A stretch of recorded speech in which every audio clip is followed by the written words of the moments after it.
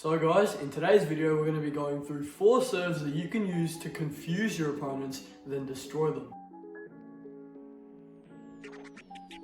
So let's start with the backspin pendulum serve half long to the middle. What you want to do with this serve is do your pendulum serve backspin, and you want to do it half long to the body. So you want to aim for this general area in between the backhand forehand transition, and you also want it to be half long. So you want them deciding whether they have to push or loop. Usually this serve is really awkward to return because the opponent's elbow is going to get stuck here and they're going to have to decide quickly what shot they're going to play. And getting this serve back onto the table for the opponent is going to require a lot of good shot selection and good footwork. Not only do they have to decide whether they're going to use backhand or forehand, they also have to decide whether they're going to push or loop. So the decision making that they have to do is going to create a buffer and is going to make the actual stroke and the ball that they return a lot worse. Oftentimes if they decide to loop it, then the loop will be really weak because they spend most of that time getting into position and it's more or less just going to be a side swipe. And if they decide to push the ball, then it's 99.999% going to come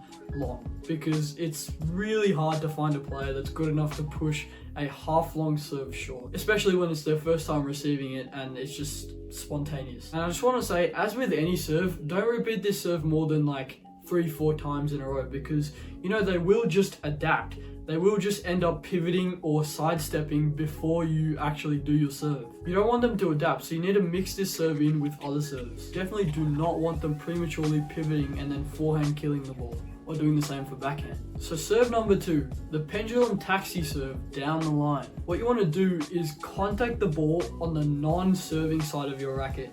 Well, not for this serve, but the regular non-serving side of the racket. Be careful of your fingers because you don't want them getting in the way and the ball hitting your fingers. And just try and copy my action here.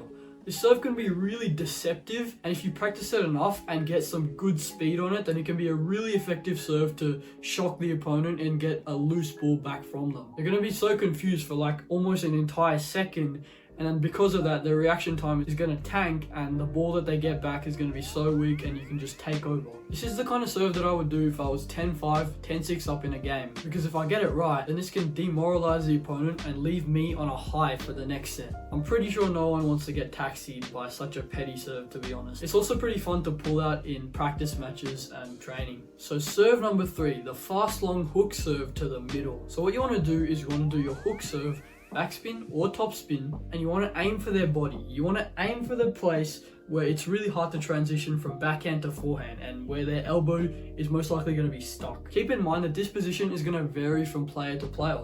If someone stands really wide on the left side of the table, then their middle is going to be different from someone who stands more close to the middle of the table. This follows the same principle as serve number 1, and it's just really awkward to return because they have to decide so many things. Most of the time, the opponent's going to do a weak backhand on the right side of their body where they should be playing a forehand. Or you'll see them doing a forehand side swipe because their feet don't move fast enough to keep up with your serve. They simply just lack the time to play a proper stroke. The ball will just fly out, hit the net, hit the edge, and if it gets on, then it'll be so weak that you can just kill it instantly. Serve number 4, the float serve. So what this serve is it's a companion to the ghost serve pretty much. So when your opponent gets used to the ghost serve or the short backspin plain serve, then it's a really good time to pull out the float serve, because once they've gotten used to it, they're going to keep putting the racket underneath the ball. But what they don't know is that the float serve has no spin, so the ball is just going to fly up and you can just kill it. You definitely do not always want them to know that it's coming. And just remember to stay on your feet just in case they happen to flick it. But for most cases, you can just get ready for the weaker ball. As with any serve, don't overuse it, because anyone with a half decent flick will quickly adapt and start flicking the ball.